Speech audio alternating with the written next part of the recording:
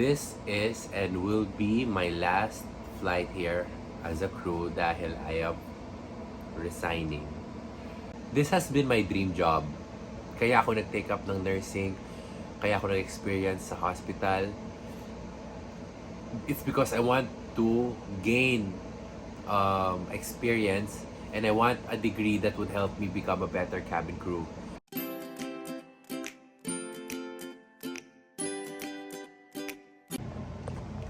Good morning! It's 4 a.m. 4 p.m. na dito. So, mga 10 na sa Manila. And, nakatulog lang tayo ng 3 hours. And, kailangan ko na talagang gumising dahil bibili na ako ng food bago ko mapagsarahan ng mga bilihan. And at the same time, hindi ako pwedeng matulog ng mahaba dahil kailangan ko na rin matulog after 7 hours from now.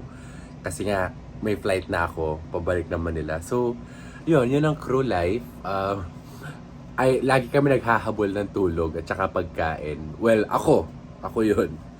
Ganoon naman talaga. Lagi ako naghahabol ng tulog at saka pagkain. So, labas lang ako and bibili ako ng food. So, waiting lang tayo sa Uber. Pupunta tayo ng Ala Moana. Yung usually kasi yung Waikiki Strip or Waikiki Street na pinupuntahan ko, walkable naman yun. Yung Ala Moana medyo malayo.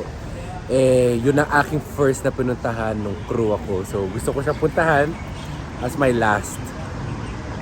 Kakasad naman para as my last.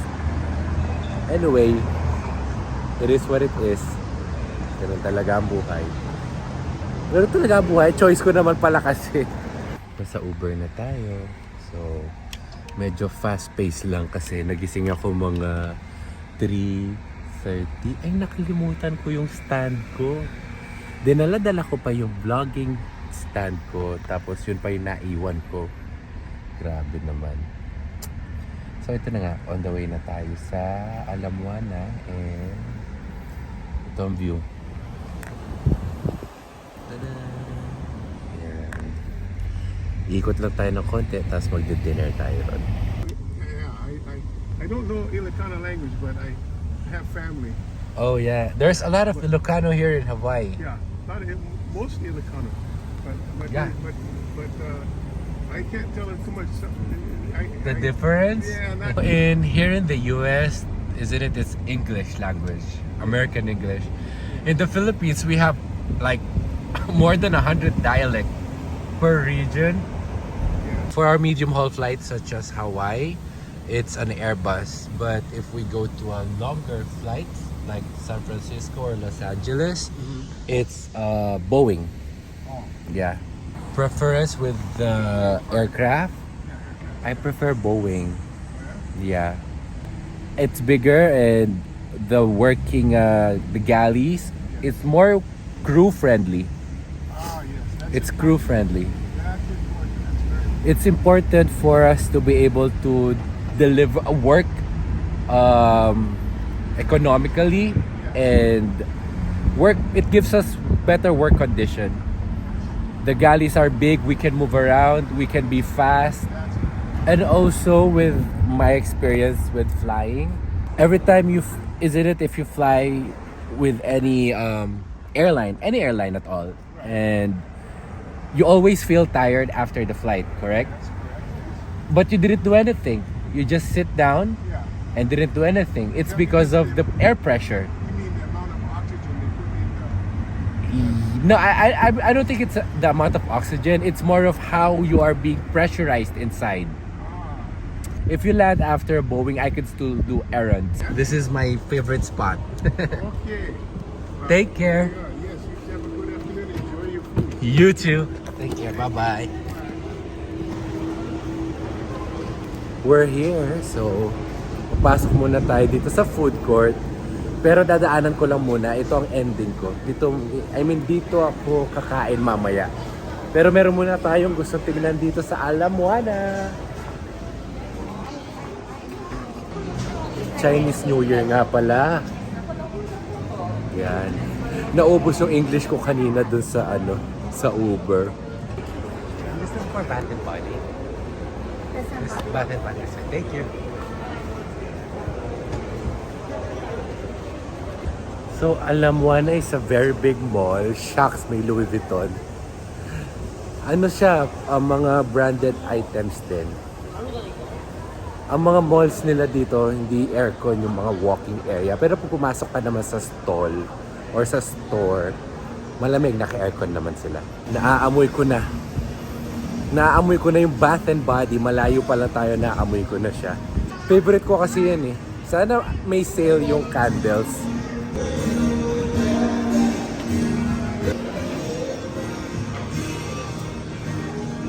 Hello. Ay, ito yung mga candles. Kaso hindi sila naka-sale. Tapos na ang kanilang sale.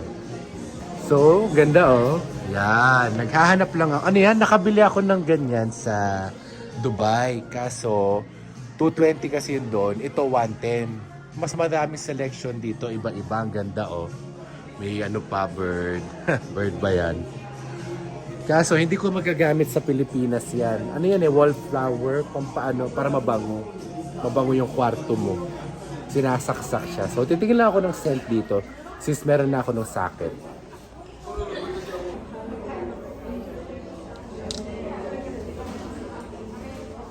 Mabango si white sage. Strawberry pound cake. Bango na si strawberry pound cake. Croissant. Bango masyado. Ang daming choices. So, ito yung binili natin. Lemoncillo. Tsaka, bakit nakuha ko na naman to? Tester yan eh. Ito, Laundry Day. Pineapple mango pala tong isa. Lemoncillo. Hello. Hello, doing okay over there? Yeah, I'm actually looking for sweet pea. Ooh, that one? Yeah, We ran out of that one. but it's not. Oh, it's phased out already. Yeah, Oh, for that's the wallflowers, unfortunately. it even is for the phased out. cologne, right? Or you still have the Oh, cologne? we still spray? have the sprays for sure. Oh, okay. Where do I find them? You want me to show you? I can Yes, please. Thank you. over here. Oh, there. Sweet pea. All right. Thank you. Of course. So yun, wala na palang sweet pea. So, nakabili na tayo sa Bath and Body. Na $42 din ako, sister. Ay nako, pero wag na lang mag-compute para hindi masakit. Mahilig kasi akong bumili ng mga gusto kong bagay.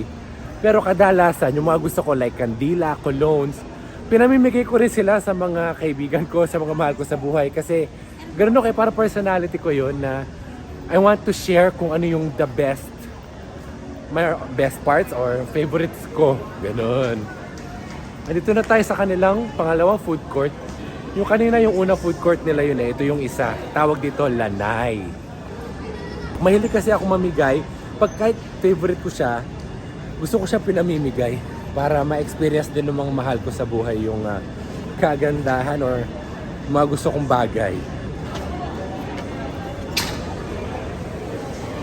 Chinese burger. High tea. Dim sum. Mga dim sum mo. Siomai. Ay, wala na. Ano ba yan? Ubus na yung tinapay. Oh my God, isa na lang siya. Shucks, kukunin ko na. Isa na lang. Strawberry mochi. Black sesame. Poki. Salmon maguro bowl. Yan, mga fresh. Pero ito kasi yung pinunta ko rito eh. Pinipilahan talaga to. Musubi Cafe. Ito naman Japanese. Bento box. Ito. Musubi Cafe.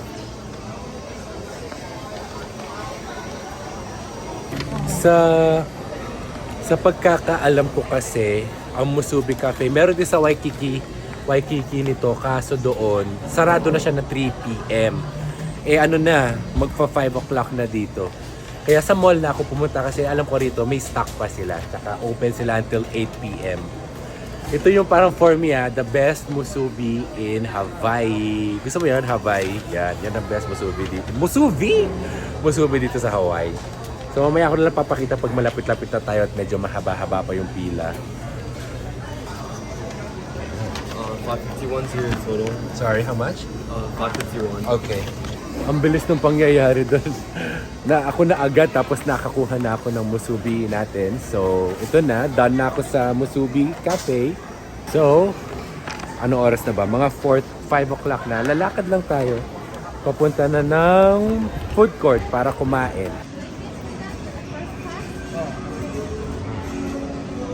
Here's the Apple Store. Ganda ng Oyo.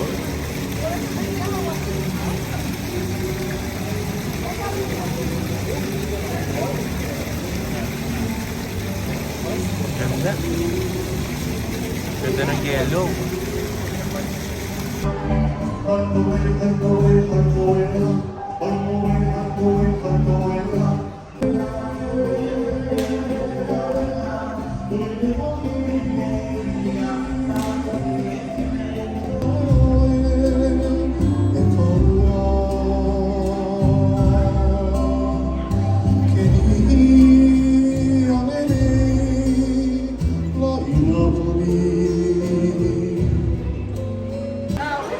Silipin lang natin itong LA brisket. Oh, wow. Hello, thank you.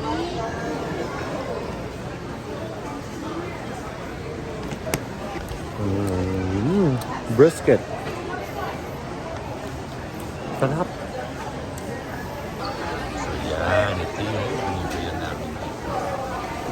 Ayami special, yeah. Yummy. Anything else? That's it. That's beef bulgogi and kalbi, right? Ito naman yung Panda Express.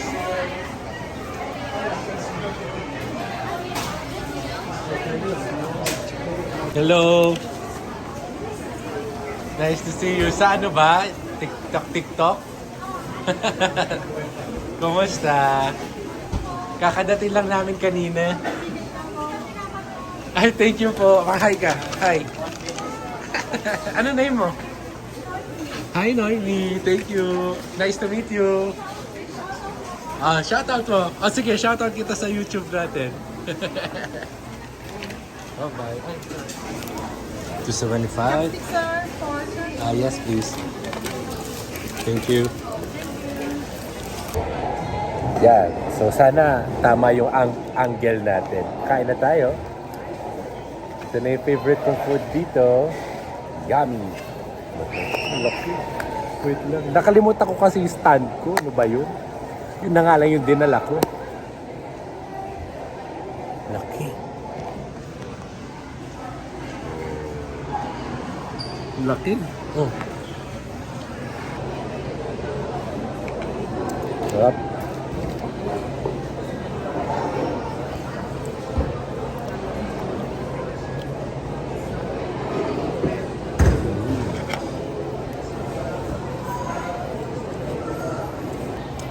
Favorite ko talaga to dito. Yung mga binili natin musubi, para bukas na yun. Kain muna ako Favorite.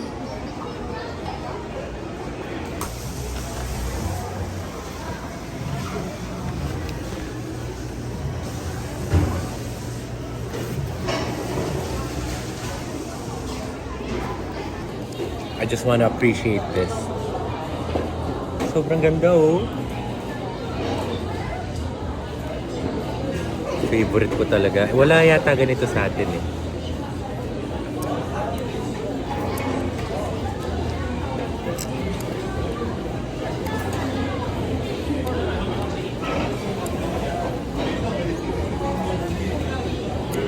This is the best drink ever.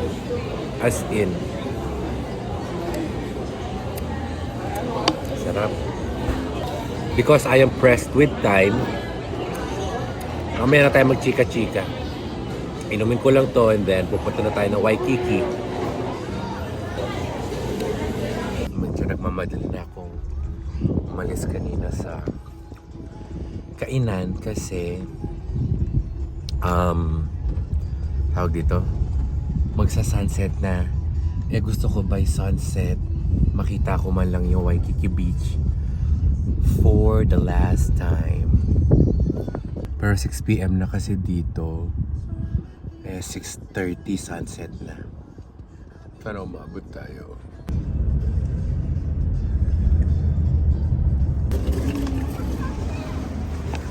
Bye!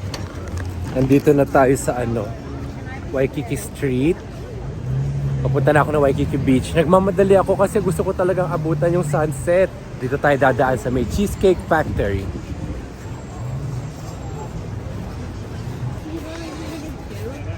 I don't have that. Basically all the That's the original. I'm not a huge fan of that.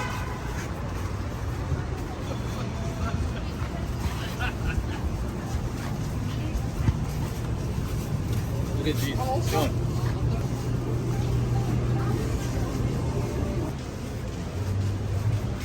So ayan, ganda pink.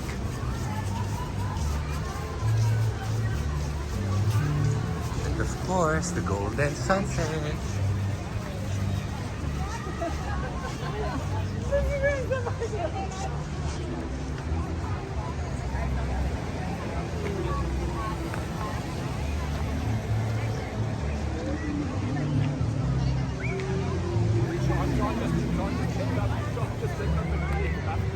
Umabot tayo sa sunset.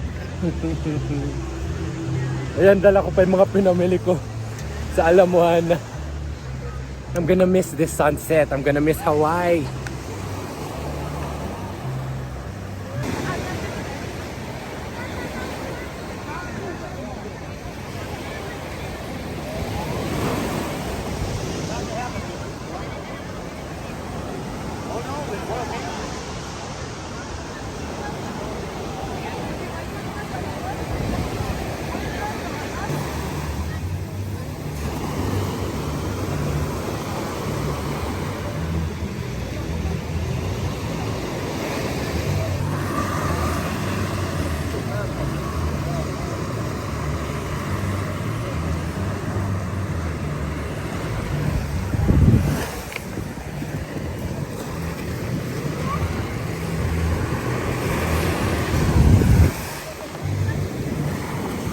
So sasaglit lang tayo sa Ross.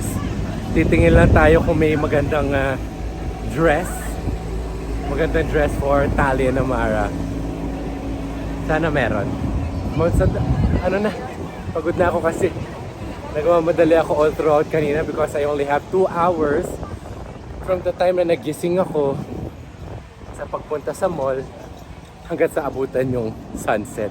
So after nitong Ross, uuwi na ako ng hotel para mag-empake, magpahinga at hinahabol ko yung hininga ko.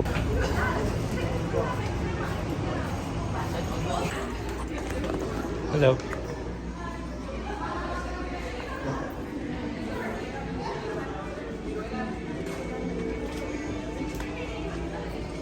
Ba't ganun? Friday today pero hindi matao. What's wrong?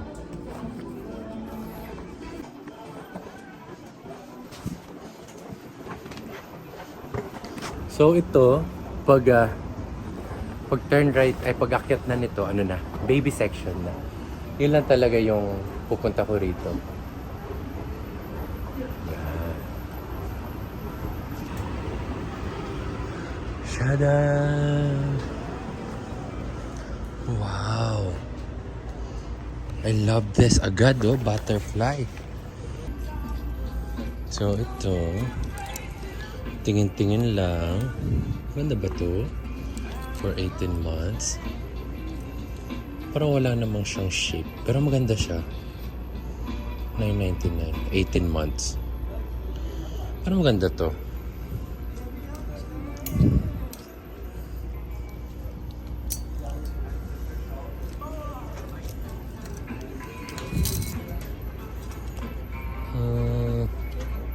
Sa swimming ba?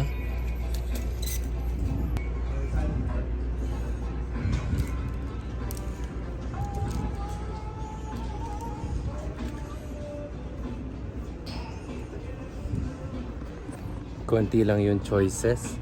Ito lang yung gusto ko. Ganda ba to? Parang di ko bet to. Ito. So, dito naman tayo sa door. Naglalakad na ako pa uwi. Siguro mga good 10 minutes walk ito. Mga less than 1 kilometer lang naman. Nasa hotel na tayo. Nakapamili na ako. May baon na ako, may pasalubong na ako. Bye!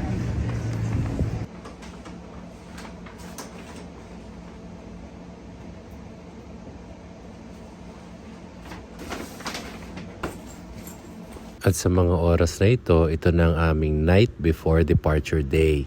Ito na yung oras na kailangan ko na mag-empake ng mga gamit. Kailangan ko na rin i-check kung kumpleto yung mga gamit ko. May-empake na rin yung mga pinamili. At makatulog na maaga. Kinabukasan kasi, diretso na kaming lilipad pabalik na Maynila. Sa trabaho ko, ito ang pinakapaborito kong ginagawa. Yung mag-empake na pauwi ng Pilipinas. Yun kasi ang aking paboritong destinasyon. At ito na nga, isa-isa ko din nilabas yung mga pasalubong ko dito sa aking mga fur babies na sila Tio at Albi. Tapos yung mga inaanak ko, binili ko rin sila ng pasalubong. Napakasarap kasi sa pakiramdam na nag-give tayo sa mga taong mahal natin, di ba? Meron tayong mga regalo, meron tayong mga pasalubong. Napakaganda rin talaga ng mga damit dito at napakamura din. Excited na rin akong dalhin para kay Albi itong mga dress niya. Napakaaga rin ng flight namin bukas. 9 a.m. dito yun sa Hawaii. So mga 2 o'clock siguro ng madaling araw sa Pilipinas. Ganito talaga ang buhay namin. Palagi kami umaalis, palagi kaming puyat. Pero ang masarap sa trabaho namin, alam namin na darating ang oras at araw na uuwi na rin kami ng Pilipinas.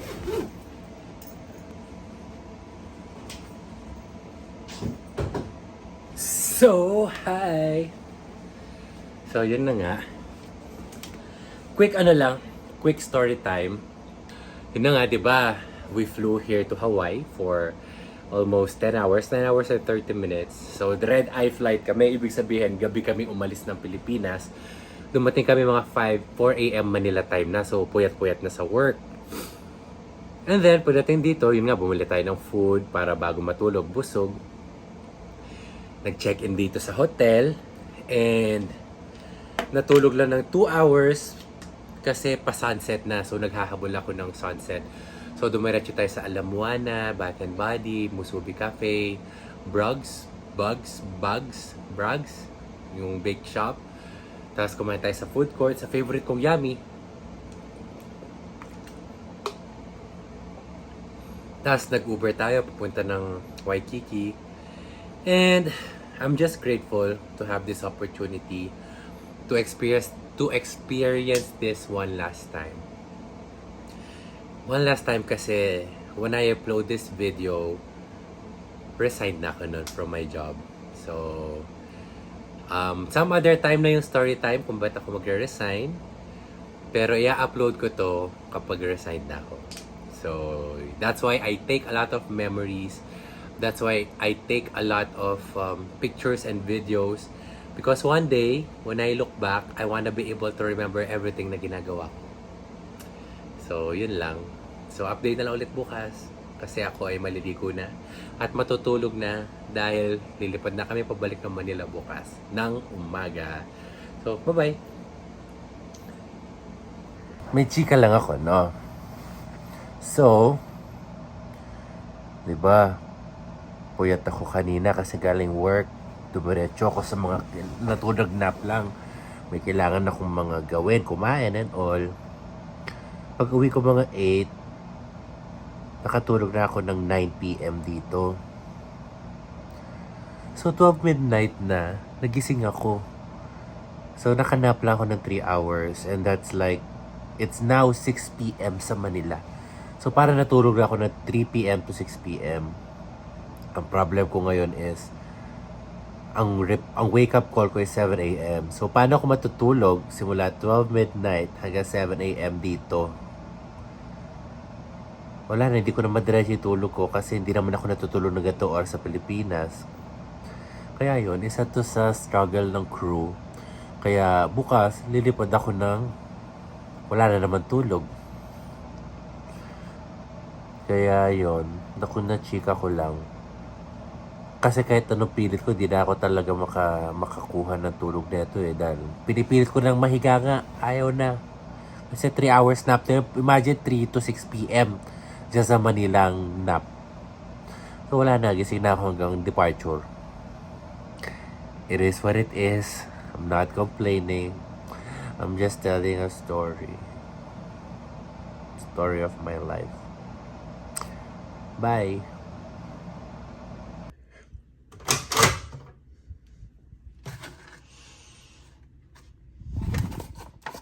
At ito, umaga na nga, and it's time for breakfast at preparation. Pero ako kasi, hindi na ako usually kumakain ng breakfast. Nagbo-brewed coffee lang ako or black coffee. Buti na lang, kagandahan sa almost lahat ng destination namin, meron kaming coffee brewer sa room namin. Na habang nagpe-prepare ako for work, nagbo-brew din yung coffee at the same time. At ito, nakaligo na ako and it's time to prepare for our flight back to Manila. 1 hour na lang reporting time ko na. Yung mga hotels namin, usually meron silang free breakfast. But in this case, since konti na lang yung time ko, I opted out of it. Kaya magkakape na lang ako at makikipagkwentuhan sa inyo. Wala nga pala mga background music ang aking mga videos kasi hindi rin ako marunong maglagay pa, and at the same time, iniiwasan ko kasi yung mga naka-copyright. May ginagamit na kasi akong sounds noon na ang sabi sa akin is no copyright claims. Kaso after nang bloom yung video, bigla na lang nag-claim ng copyright. Kaya ayun, simula noon hindi na ako naglagay ng music. So ito, tapos na akong mag-uniform at mag-ayos ng sarili. Kailangan ko na lang mag-final check at mag-final pack up ng mga gamit. Just to make sure na wala na rin ako nakalimutan. At ito, kukunin ko na rin yung kape at mag-chika-chika tayo. Mag-prepare for our flight back to Manila. Here's our view.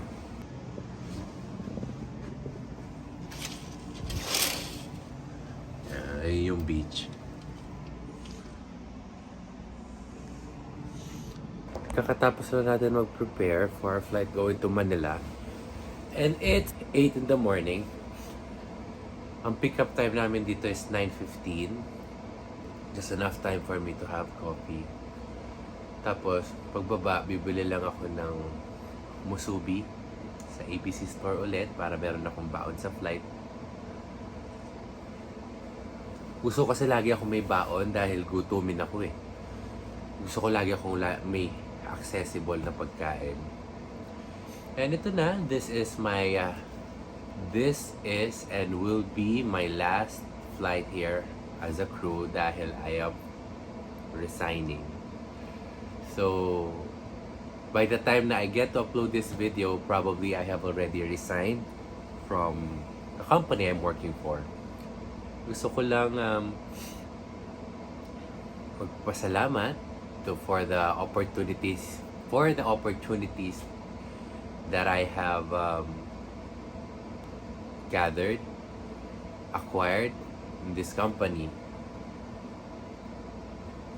The reason why I am about to resign is to be told na lang in the future when it's done.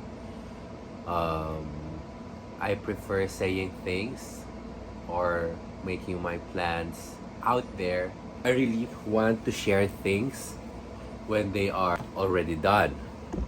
Yan, I hope it's clear. Nung kanina kasi hindi clear eh. Hindi ko alam sa iPhone kung anong kinakaano nitong iPhone na to. Lagi siya nag-autofocus. I think this is clearer now, supposedly. As I was saying, this is my last flight to work as a working crew here in Hawaii. After nito, meron akong another New York flight. Yun ang aking last 3 remaining US flight because after na San Francisco flight ko, expired na yung US crew visa ko. Kasi magkaiba expiration date nila eh. Although renewable naman, mare-renew ko siya. It's just that, pag nag-submit na ako na application, it will give me roughly mga 6 months siguro bago ako makapasok sa pila ng applicants. And by that time, I have already resigned.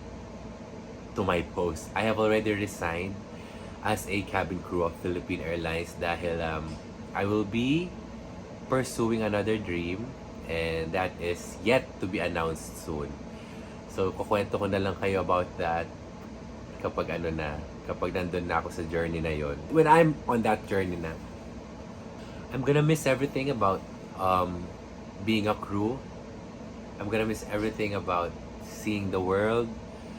But what I have realized is that as we grow up pala, or as we mature, nag-iiba rin pala yung priorities natin sa buhay. Nag-iiba yung goals, nag-iiba yung wants and aspiration natin.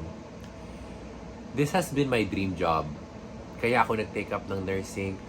Kaya ako nag-experience sa hospital. It's because I want to gain experience, and I want a degree that would help me become a better cabin crew. So, a better, I mean, when it comes sa life-threatening situation or safety or medical emergencies on board, I could perform an extra more. I could help out even more as a nurse. And so, ngayon, after 13 years of flying, I never thought na mag-iiba pa pala yung pangarap ko.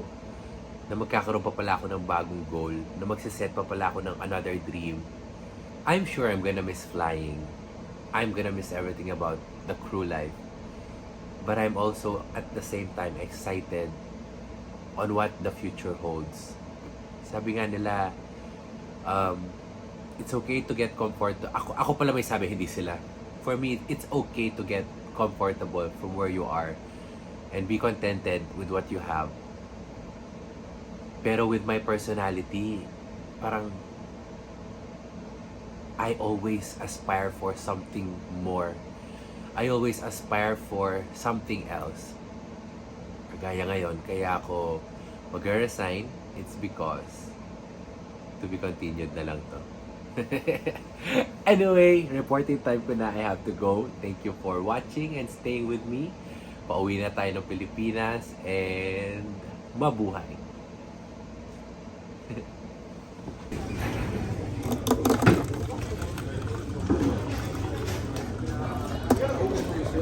Bili lang ako ng baon dito sa ABC store.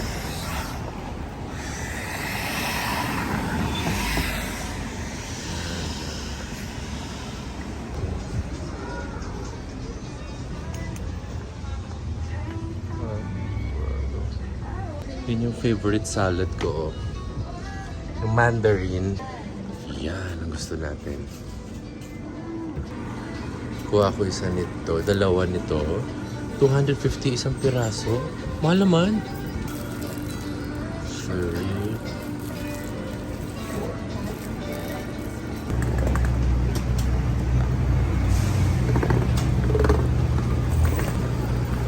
Ito sa airport na kami, and dadala kami ng check-in counter para mag-check-in.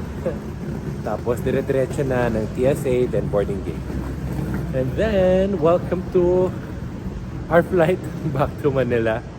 So this is my favorite part of our journey, knowing na flying back home na. Kaya yun, update na lang mamaya.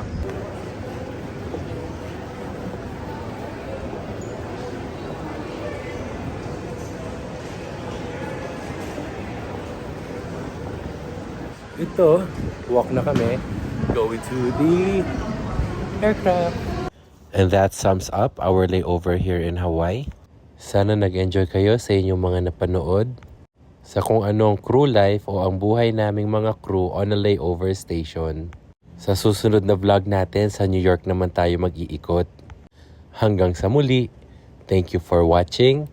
See you again on one of your future flights. Or should I say, on one of our future vlogs. Mabuhay!